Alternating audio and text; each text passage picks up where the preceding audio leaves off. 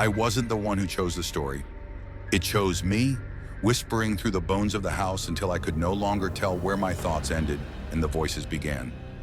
On the third night, I realized the walls were breathing, and every breath whispered my name. Before starting the report, subscribe to the channel, activate the bell so you don't miss any videos. Write in the comments what time this video arrived for you. Now, enjoy your favorite horror session. Before all this, I was just an ordinary guy trying to write a great novel. I grew up in rural Pennsylvania, raised by my maternal grandparents. Simple folks, soft-spoken and rooted in old beliefs. The kind who covered mirrors during thunderstorms and left a plate of food on the porch for wandering spirits.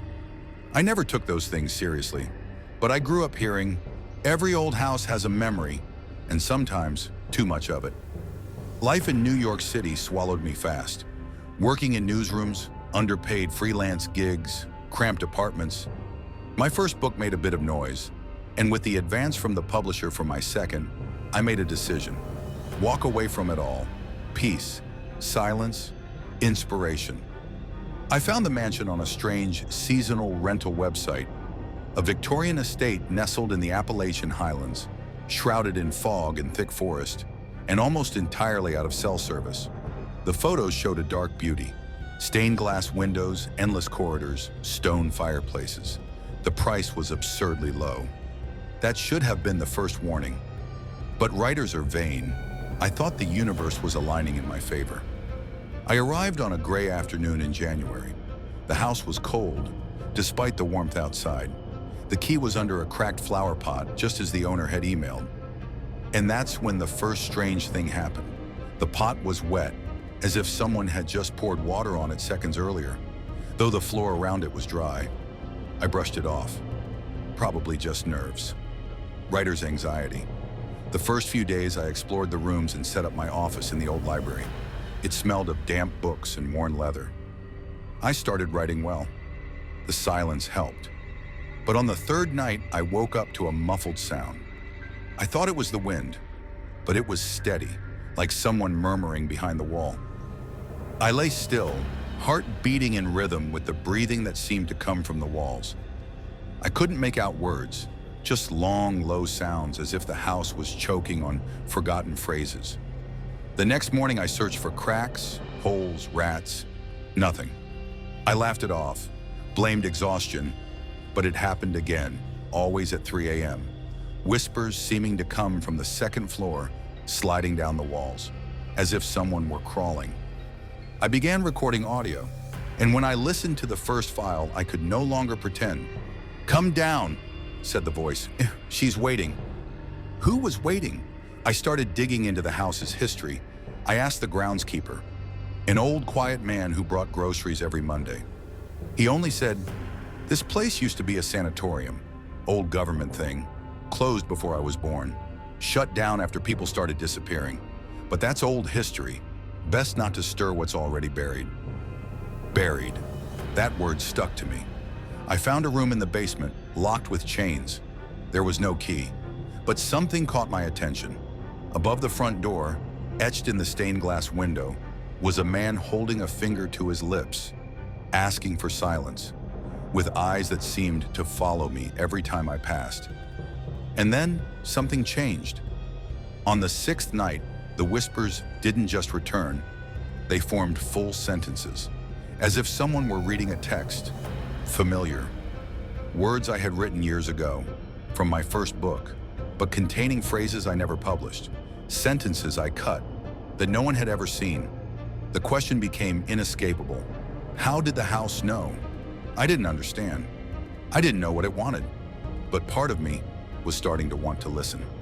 The night I wrote with trembling hands, I realized the words weren't mine, they were dictated. After that sixth night, something changed in me. Before, the whispers had been intrusions in my silence. Now they became part of my routine, a presence that woke with me every day at 3 a.m. The first minutes were always the same. Floorboards creaked on their own, the clock stopped ticking, and the house began to breathe. Long, slow, like it was sucking the air from around me. Then came the whispers. This time, they were clear, flowing words, phrases I could barely keep up with. I grabbed my notebook from beside the bed and began to write, not thinking, not understanding, just copying. When I turned on the light, what I saw chilled me. Descend the stairs with the cracked tiles, 4 steps past the broken mirror. The third board creaks. Beneath it, the key. It was like a command, and as irrational as it seemed, I obeyed. The next morning, even with sunlight streaming through the windows, the house felt dim, hollow, like time didn't move inside it. I walked to the hallway of the old bedrooms, found the broken mirror on the wall. I'd passed it before, but now it felt off, deeper, like the shards were watching me. Counting the steps, I knelt at the 3rd floorboard. It really did creak. I used a kitchen knife to pry it open, and there it was, a small silver box. Inside, an old twisted iron key, the key to the locked basement door. I took a breath, thought about stopping, leaving, but something stronger than fear pulled me forward, an insatiable need to know. Before heading to the basement, I returned to the library. I needed to center myself, review my notes, understand where the voices were coming from. That's when I saw a new page on the desk, typed on an old typewriter page. I didn't own a typewriter. Only the truth about the missing can free the echo of their names. Below that, a list of names. 14, some crossed out, some not. One of them, Clara B. Miller. That name pierced me like a blade. Clara was my grandmother, but she never spoke of a sanatorium, never said anything about this region. And yet, I remembered. She never told me where she was born or why she cut ties with her family. I thought of Sunday dinners, whispered prayers, the times I found her talking alone in her room, and thought it was just an old woman's habit. Now it all took on a new shade and a new urgency. The basement door was waiting. I went down at dusk. The key fit like it had been used yesterday. The chains dropped with a heavy clank, and the door opened with a muffled groan. Inside, the smell of rust and forgotten time filled my lungs. My phone's light barely illuminated a space far larger than expected. It wasn't just a storage room. It was ancient. Tiled walls stained with age. Iron beds, some with straps. Medical tables, some rusty, some with faded labels. And then I saw the far wall, covered in writing, handwritten, layer over layer, different inks, some fresh, others nearly gone. Scattered phrases, names, numbers. A pattern began to emerge. The names from the list were there, each beside a sentence, like a testimony. Clara B. Miller. I heard the voices before the end. Henry L. Torres. They promised healing, but stole the soul. Marina S. Cruz. The floor moans, the floor devours. The air felt thin. My phone began to glitch, then went dark, and in the silence I heard it. Not a whisper, but a clear female voice from behind me. Did you write this? I turned, heart pounding. Nothing. But when I looked back at the wall, a new line had appeared, still wet, as if freshly inked. You are the next name. My hands shook. I tried to run. The stairs stretched. The door drifted farther away. But something in me didn't want to leave. What had really happened to the patients? Why were names being crossed off? What power still lived beneath this house?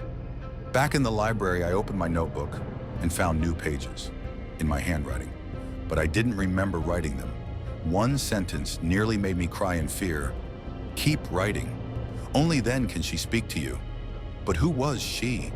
And more importantly, why was I starting to obey? Are you enjoying the video? Leave your comment. Your support is very important to the channel. Now let's move on to the next report. My grandfather died with his eyes open, and they say he whispered names that belonged to no one still living. I was never close to the family. My father severed ties with the Desmartel line before I turned 7, and everything I knew about them came from muffled conversations and the way he changed the subject every time the word inheritance came up.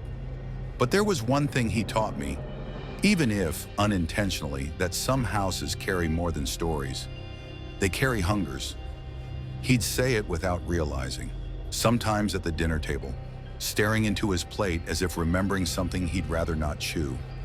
And my mother, always devout in her nightly prayers, would simply make the sign of the cross and whisper, "God may forgive the blood, but the blood never forgets." For years I ignored it. I graduated, became a lawyer. Ironic, maybe, considering what I was ignoring in the records of my own bloodline. I lived a clean, methodical, skeptical life. But that changed the morning I received the letter. It was handwritten. Thick paper, the kind that smells like mildew and nostalgia. The seal bore the de Martel crest, a key piercing an eye. Inside, just a few words. The reading of Alphonse de Martel's will shall take place at the estate on the night of the solstice. All heirs are required to attend. Inheritance is conditional on a full overnight stay. Absence means forfeiture. Signed, Dr. Emmanuel Rochefort, family attorney since 1893. I'd never heard of him. I thought it was a joke. But then I got calls from unknown numbers. Cousins I barely remembered, confirming attendance. Someone even created a group chat called Alphonse's Last Supper. And there they were. Faces I'd only seen in yellowing photographs. It was only when I looked at my own reflection, sunken eyes, hair receding from my forehead like my soul trying to escape through my skin, that I found myself going. Not for money, not for curiosity, but because something in me whispered that this night wasn't a choice, it was a debt. Before I left, my mother tried to stop me. She said, "The house doesn't like when they all come back at once, that the last time it happened, it rained bones over the garden." She trembled as if she meant it literally. I laughed. I didn't laugh later. When I arrived at the estate, somewhere just outside Savannah, Georgia, the sun was already setting. The house looked smaller than I remembered, or maybe time had bent its back, made the windows look like tired eyes. The front gate groaned as if it were trying to warn me. Inside, everyone was already there, nearly 20 heirs. Some had never set foot there before. The air was thick. The entrance hall clock was stuck at 3:13. Then the lawyer entered. Tall, far too thin, skin pale like old wax. He looked like a human candle, moments from burning out. He held a leather folder and upon opening it said, "The will cannot be read until midnight. Until then, make yourselves at home. The house remembers you." There was nervous laughter among the group. I didn't laugh. As I walked down the main corridor, I felt it. The floorboards creaked out of rhythm with my steps, as if something else was walking beside me. And in the portrait gallery, I swear my great-grandfather blinked. The painting was untouched, but he blinked. And then I noticed every room had its own distinct smell. In the library, sulfur. In the kitchen, iron. In the bedroom I'd been assigned, sweet, almost like burnt caramel. That's where I found the first note, hidden beneath the pillow. He died unconfessed. The house does not forgive silence. My fingers trembled. And then I remembered. My father once said that my great-grandfather had that room sealed after an incident involving one of his children. We never knew which. We never asked why. On the wall, a round mark, like a burn. When I touched it, it was warm. I didn't tell anyone that night, but I wasn't the only one who found notes or heard whispers. The house does not forgive silence. I read that line so many times it stopped looking like writing and started to sound spoken, as if someone had whispered it directly in my ear. I folded the note and buried it in my suitcase, but the unease that lodged beneath my skin, it pulsed.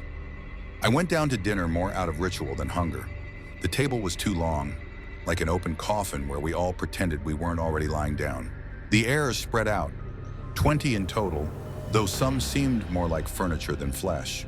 There were cousins from the Midwest, heirs from nearly forgotten branches of the family, some with evasive eyes and clothes too polished to hide the rot underneath. Others smiled too much, as if trying to convince themselves they were lucky to be there. Dr. Rochefort remained standing, watching us eat like a man studying rats nibbling suspicious cheese. And during the silent toast, because no one knew what to say, the first blackout happened, just for a second. But the darkness, it had weight. And in that weight, I heard a laugh, short, childlike. When the lights returned, one of the candles had completely melted. Impossible. One cousin, Lucas, muttered, I think someone blew out the wrong candle. Nervous laughter. But the eyes were already changing. After dinner, everyone went to their assigned rooms. No one questioned the arrangements. Maybe because deep down we knew this was part of the test. That night I awoke to footsteps, not in the hallway, in the room. I looked around. No one. Yet the sound continued, like someone pacing in slow circles on the carpet. Then I noticed the mirror was trembling. I stood, approached it, and saw not my reflection, but a boy. Dark hair, skin stained with dried blood. He stared at me and whispered, "Will you pretend you didn't see too?" I blinked. My reflection returned. Silence again. But something inside me cracked. The next morning, one cousin didn't show for breakfast. Juliana. No one mentioned it, but her chair was wet, as if someone had sat there, soaked to the bone. Later that day, I found another note, this time in my suit pocket. She knew about the drowning. She knew, and still she married him. It wasn't my guilt to bear, but I felt it anyway. Juliana was the granddaughter of Isadora, the woman who, according to old stories, married Alphonse even after knowing he had drowned his own brother during a hunting trip. They said it was an accident, of course, but the house didn't seem to agree. I talked to Lucas, the only one I felt a flicker of trust with. He said he'd found tiny handprints on the bathroom walls, like a child had clawed to escape drowning. "I think the house is showing us things," he whispered, "judging us." Showing what? The sins no one ever paid for, the things our blood tried to bury. It was madness, but it made sense. Each heir was being confronted with the crime of their branch of the family. One cousin woke up with soot on his face, even though the fireplace hadn't been lit. Another screamed at night, saying a man with a sewn-shut mouth had dragged him by the legs. By the third night, there were no more pretenses. The hallways murmured, the walls breathed. I swear, I saw veins pulsing under the wallpaper. The house was alive, and it was hungry. That night, I went to the library, a place my father always hated. He once said, "Too many books, not enough truth." I didn't get it then, I do now. On the top shelf, I found a diary. It belonged to Etienne de Martel, Alphonse's grandfather. Its pages detailed blood purification rituals, punishments dealt to his own children, things involving isolation, boiling water, and forced silence. He believed that punishing heirs for ancestral sins kept the lineage pure. No one outside ever knew what happened inside that house. Then I saw the pattern. Each generation carried the punishment of the last. Now it was our turn. Back in my room, a new mirror stood, massive. In it, I saw not the boy, but my father. He cried, said, "Oh, I pretended you'd never hear, that the house had forgotten, but the blood remembers, always." And then he vanished. On the bed, another note. "Confess. Before the house confesses for you." That night I began writing everything. Everything I saw, everything I remembered, everything I heard. And then I recalled something. One summer I stayed at that house as a child. My father tried to take me away before the first week ended. Said I'd had fevers. But I dreamed every night of a man with no eyes who whispered names into my ear. Last night I dreamed of him again. This time, he whispered mine. I woke up with a metallic taste in my mouth, as if I'd bitten my tongue in my sleep. The room was colder than ever, and the mirror, the new one, was fogged from the inside, as if someone was breathing on the other side. That's when I understood. We weren't just in an old house. We were inside something that knew us, that remembered us, and more importantly, that judged us. In the hall downstairs, fewer people remained. No one talked about the disappearances. We simply accepted that each absence was a verdict. Then I saw it. Alphonse's portrait, the patriarch we'd buried days ago, had changed. His once stern face now wore a faint smile, and his eyes, God, his eyes were open. When I walked past, I could feel them follow me. Dr. Rochefort awaited us in the reading room. Same posture, same suit. But now, Something was off. His eyes were too deep, as if something waited behind his face. He spoke dryly. "It is time to fulfill Mr. Alphonse's final request. The will shall now be read. Those who remain, come forward." We were 7 out of 20. He opened the leather folder, pulled out pages, yellowed, brittle. But before reading them, he looked only at me. "There is an addendum, a final request." The words he read were written in red ink, but it was too thick to be ink. "Let each heir see, hear, and confess. Let the living know what the blood has hidden. Only then shall the inheritance be released." "What inheritance?" someone whispered. He didn't answer. He opened a black wooden box, carved with the same all-seeing eyes as the family crest. Inside were the real diaries, not just Etienne's, but those of every de Martel who had guarded the house's secret. The air changed. A low hum, like a choir of grief under the floorboards, began to echo in our bones. The house was listening. I flipped through my grandfather's journal and found my father's name. "Augustus won't speak. He refuses to participate. If this continues, he will be isolated. The boy is showing signs. He may need the same treatment." The boy, me. They knew all along. The fever, the voices, the dreams. It wasn't sickness, it was inheritance. One cousin, Clara, collapsed. She screamed in broken words. Her eyes rolled back. Black liquid, thick, oily, poured from her mouth. The walls began to weep. The lawyer? He smiled. "The house is listening. Continue. Confess." Alphonse demanded expiation. Lucas opened his diary, read aloud. "My great-grandfather sold his sister to a European baron in exchange for land. Said it was tradition. She was found years later, tongueless. After reading, he staggered. Something left him. The blackness in his eyes vanished. He fell to his knees, sobbing. Alive. Free? My heart pounded. I found my own diary, hidden between the others. I flipped to the page with my full name. My father had written, "I couldn't stop it." The boy saw. It was too late. Alphonse had already marked him. I promised to protect him. I pretended not to hear the crying from the walls. His name is in the house now. I stood and spoke. My father lied to protect me, but he knew. He saw what they did to me when I was 4. They locked me in the basement with the man with no eyes. Said he was the spirit of the first de Martel. Said he would show if I was worthy. I saw, I heard, and I survived. Silence. Then a wall cracked. A fissure opened in the floor, like a mouth. From it emerged something human, but wrong.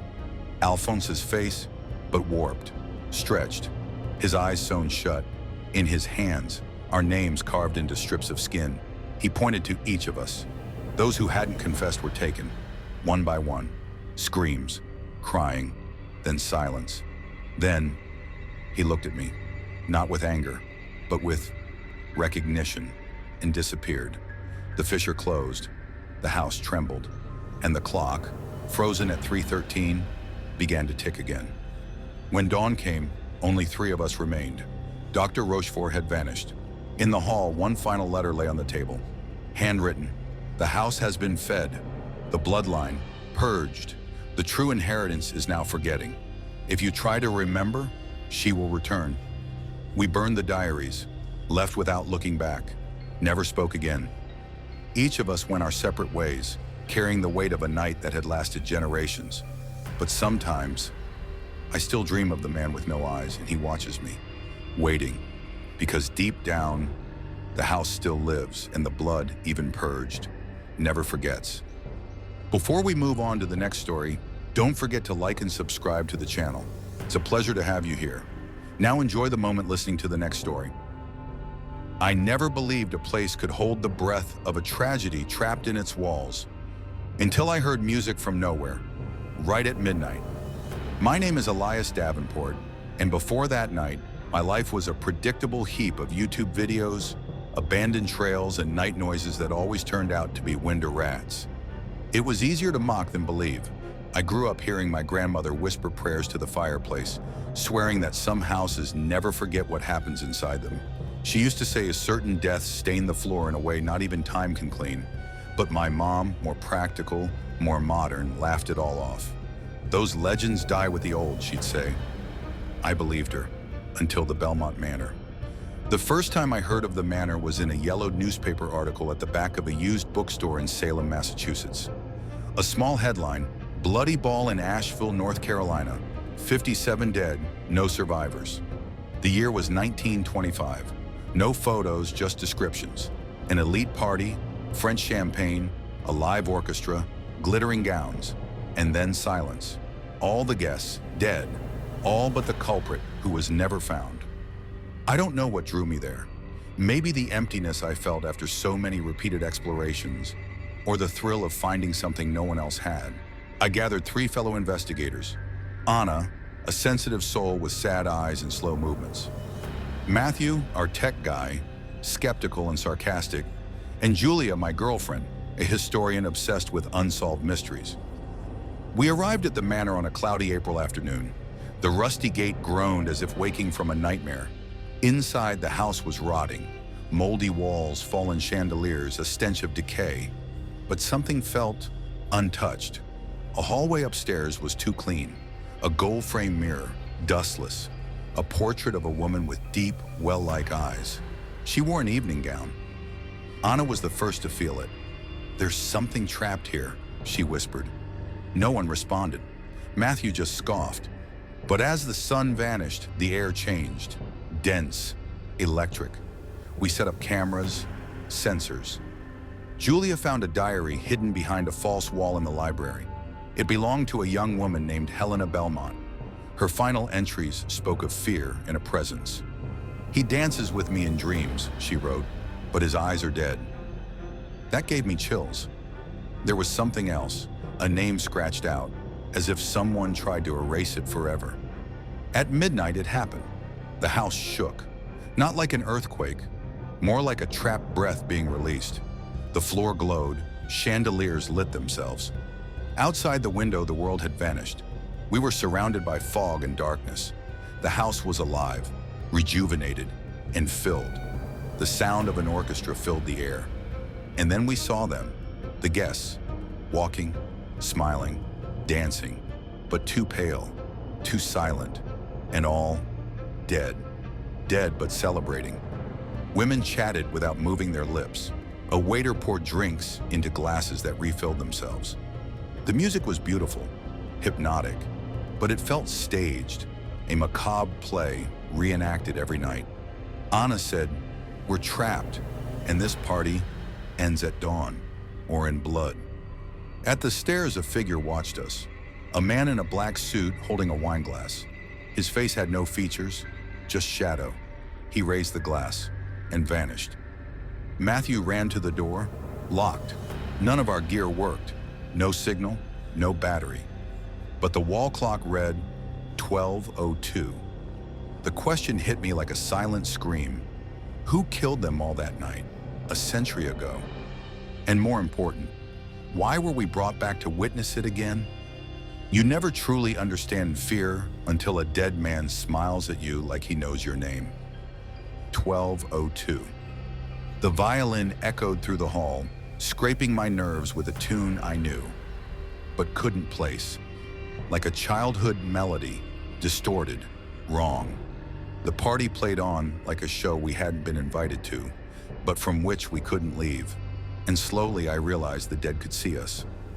They didn't rush, didn't attack, just watched, one by one, between dances, behind curtains, behind glasses that never emptied. Their stares carried weight, not anger, something colder, waiting. "They know we're here," Anna whispered, staring at a bald man in a gray suit pretending to chat with a lady in a purple dress. The woman had no eyes, just skin stretched over empty sockets, smiling with clenched teeth. "They want something." Matthew, skeptical to the core, clung to science. "Mass hallucination. Gas leak maybe. Fungal spores. This is induced. It's not real." But I knew it was. I felt it in my bones. The house wasn't showing illusions. It was showing memories. Helena Belmont's diary gave our first clue. Julia read softly as the ball twirled around us. The guests didn't seem to care. Not yet. The parties were beautiful, but he only came when the ballroom was full. I saw him in the mirror, always behind me. He never danced, never smiled, but he was the only one left when everyone was gone. That line stopped us cold. Julia looked at me. She's talking about someone who didn't belong, someone who stayed. Maybe the killer? I asked. Or something worse, I thought, but didn't say. Matthew explored the upstairs. We had set a camera in the master bedroom. When he returned, his face was pale. The tape, it's playing on its own, but it's showing something else. A couple, in the room, just standing, not blinking, staring at the bed. We rushed up. On the grainy monitor, two guests, a braided woman and a bald man with a stony face, stood still, watching the bed. The bed was empty, but the mattress dipped as if someone lay there. Then, black screen. Back in the library, Julia found a note inside a faded recipe book. He's not a man. He never was, but convinced everyone he was Helena's fiancé. She never said his name, because he didn't have one. The music stopped, then resumed. No longer orchestral, a dirge, a chant. The guests stared harder. Many had stopped dancing. One waiter, mouth sewn shut, walked across the room and stood before Anna. He held a tray, a single glass. Inside, liquid as black as oil. "Drink," Anna said, but it wasn't her voice.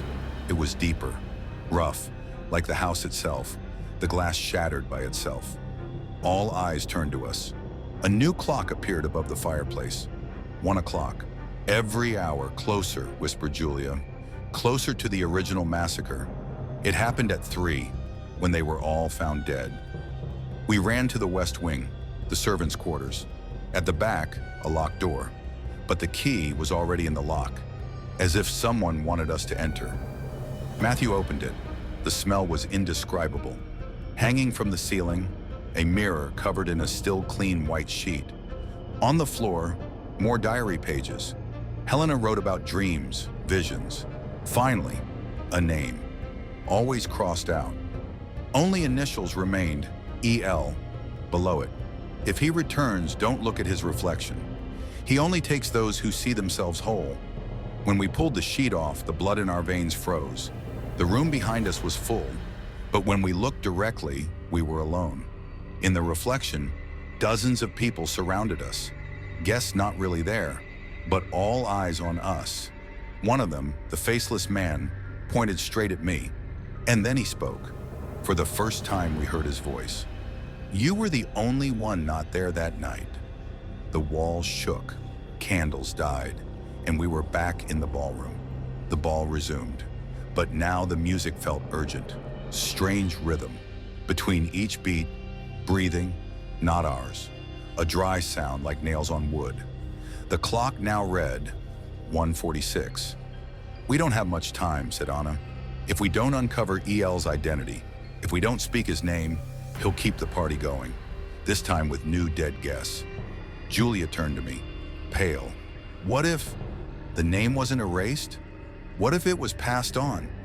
Elias, Davenport EL. The ballroom froze. Even the dead seemed to hear it. All eyes turned to me. And in that moment, I knew we weren't strangers to the house. Someone in 1925 had been waiting for me. But why? Some stories never have clear answers, and that's perhaps what scares us the most. To hear more stories like this, subscribe to the channel, like the video, and get ready for the next story.